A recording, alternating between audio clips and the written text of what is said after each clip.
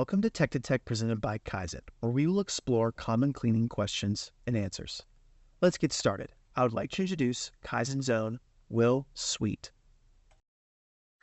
Hi, everybody, and thank you for joining what will be a short talk on a case study that I was recently involved in. And this one in particular is going to be for pallet cleaning, and that's in the electronic cleaning realm.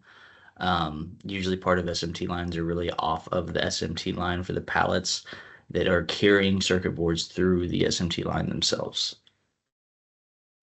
And in this one in particular, it ended up being done in a tank-to-tank immersion inline system, also with ultrasonic capability, so that you can fully immerse these parts and use ultrasonic energy to get in and clean out all of the different soils that are on them. The opportunity here, it is for a large automotive electronic and part tier 1 supplier. And again, these pallets are used for moving the printed circuit boards through the SMT line and coding lines. Formerly, this process was done. This is a large facility and multiple facilities actually, so they have many of these processes for pallet cleaning. But formerly, it was done in vapor degreasers. And eventually, this was done for many years, but eventually their internal lab found out that it had become dangerous. So the EH&S team came to us with a strong preference to find a water-based alternative, so a safer alternative for cleaning these pallets. So the challenge here, we were tasked with providing a safe, effective water-based cleaning chemistry to replace the current cleaning process. The idea here is to remove hardened flux and conformal coat in one process. That is a distinction worth touching on a little bit. Usually when it comes to pallet cleaning, there's always going to be hardened flux to clean off. But in not every case will there also be conformal coat, and conformal coat typically ends up being the one that is more difficult to clean.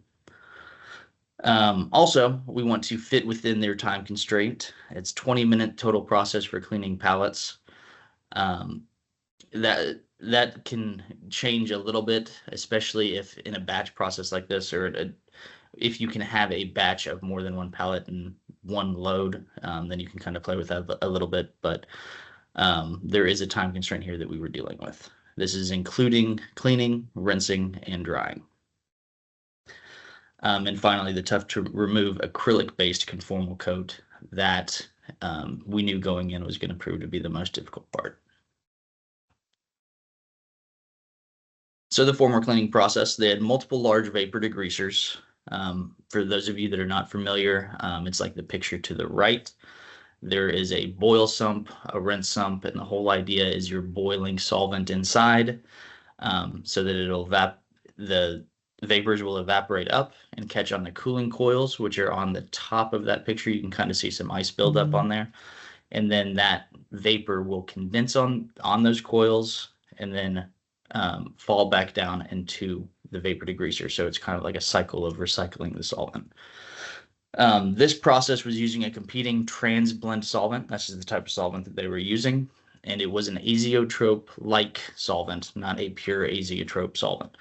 There is a difference between the two. A pure azeotrope is when you mix all of the components together at the exact perfect ratio. So it becomes one material, and that one material all has the same boiling point. Azeotrope-like is where you're mixing components together, but not necessarily at the perfect ratio. So different components have the possibility of evaporating out at different boiling points at different rates.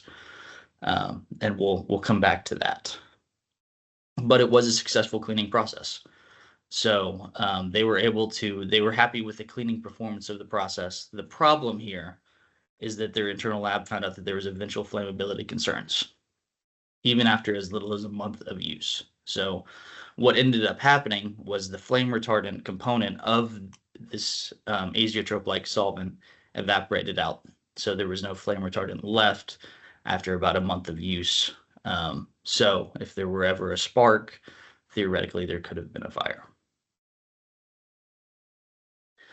So that led into us testing for them in our lab to start off with, trying to find a different product Again, a water-based product so that they could get away from these flammability concerns with solvent, because solvent kind of turned into a bad word for them. There are definitely ways with solvent to get away from flammability concerns, but that's not where we are with this particular process. So we were testing to clean Flux 1, which we knew would be a little bit easier. That's what most pallet cleaning processes are cleaning, but also a humus seal conformal coat is what we're going to have to remove. So we tried several different products like the KYZEN E5631. We tried the E5322 and also the E5611. And then test 6 down at the bottom too. Anytime you're dealing with a water-based process, drying is important, especially with pallets like this. They're kind of enclosed almost like boxes at some point, so drying can be a concern. So it's something that we had to take seriously to make sure that they could dry within the given time constraints.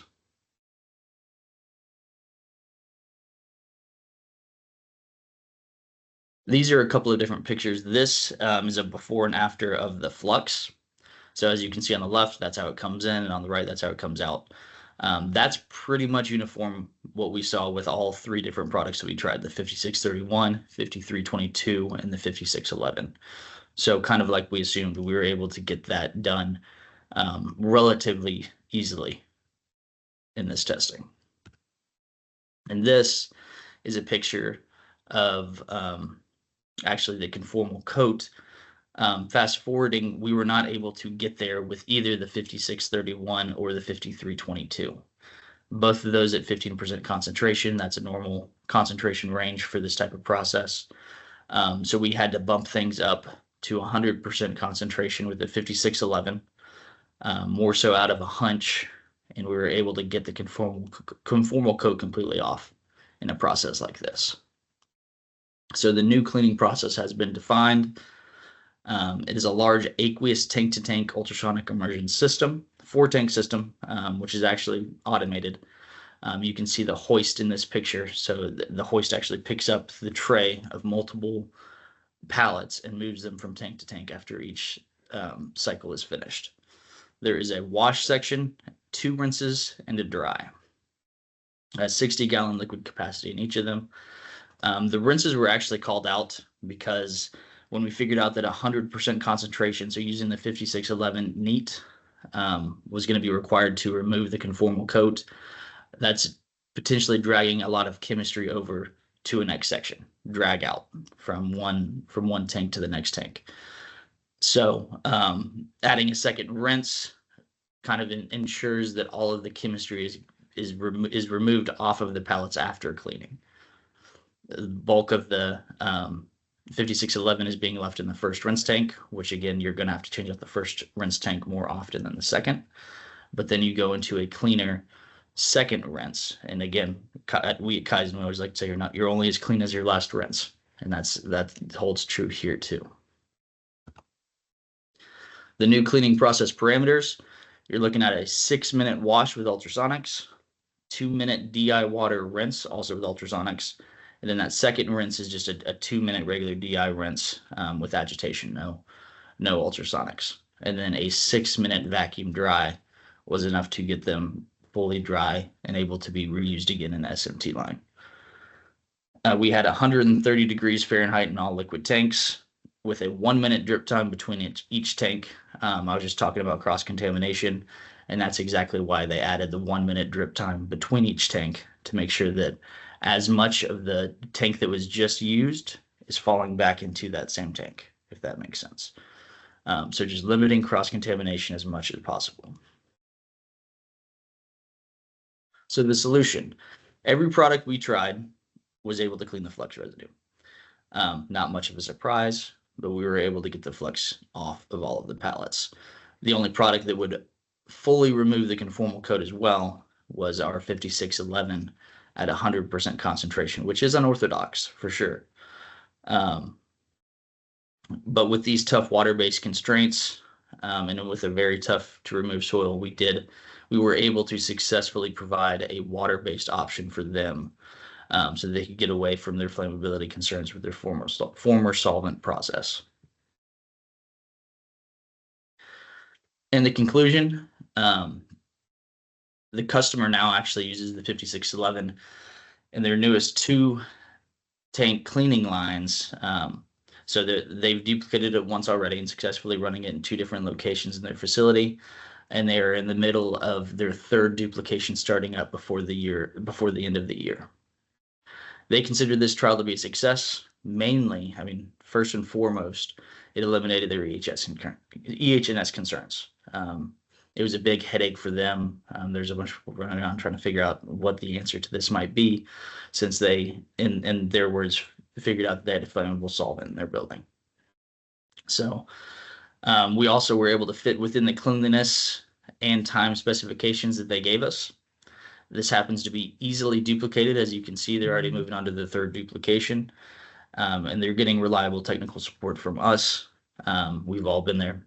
Several of us have been there multiple times to set this up for them, because even though it's a pallet cleaning process, so more or less a maintenance cleaning process, but it is important for day-to-day. They're using these pallets multiple times every day, so that they can keep their electronic manufacturing process alive and moving.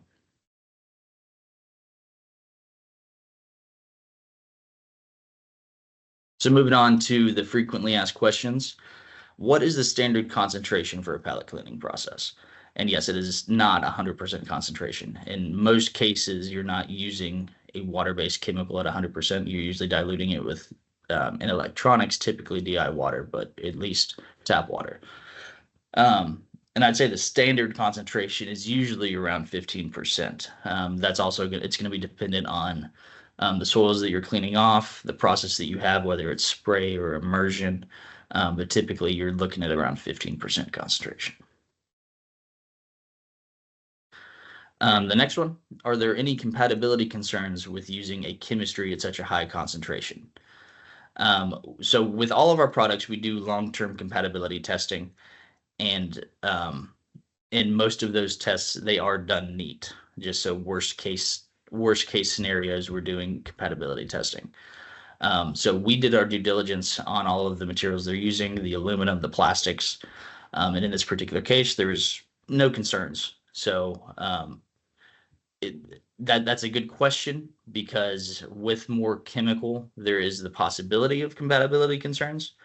But just make sure you're working, whether it's with us or your chemical provider, and make sure that they've done the compatibility testing beforehand, and all the materials that will be used in what, say, a very high concentrated aqueous-based chemistry. And what would bath life look like on a pallet cleaning process? And what about this one in particular? Good question.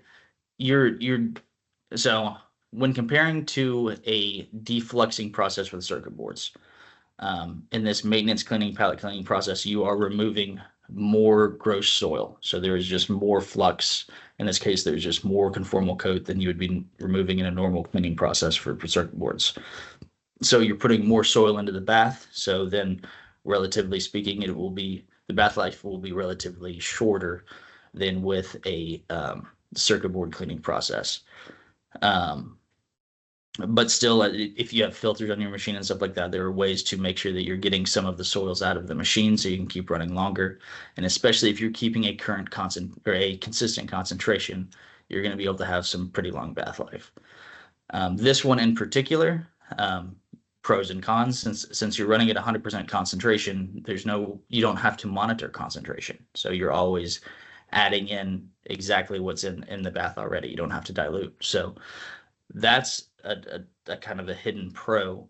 And then, so with that, you also have more chemistry in the bath, so it's able to counteract other soils that are building up in the bath. So pure bath life, this way the bath might last a little bit longer. But again, you're putting in full neat chemistry too, so there's a cost there. And then finally, are 1 minute drip/dwell times between stages always necessary? I wouldn't say always necessary, but when you're dealing with a tank-to-tank process, depending on what you have in those tanks, it can be important to make sure that you're not bringing different materials into different tanks. This one, we thought a full 1 minute drip time would be necessary just to make sure that you're not bringing over 100% chemistry into rinses, or limiting that as much as possible. So 1 minutes are not always necessary, but it can be really good practice to make sure that you have at least a dedicated drip time between stages. And I think that is all the time I have for you guys today. And thank you for joining this Tech to Tech on pallet cleaning. Thanks, Will. And thank you guys for watching this Tech to Tech session. If you would like to discuss this topic further or have any questions not answered in this session, please contact your local KYZEN regional manager or send an email to tech@KYZEN.com, and we will have someone follow up with you as soon as possible. And if you like this video, be sure to follow us on our social media platforms for more expert cleaning content.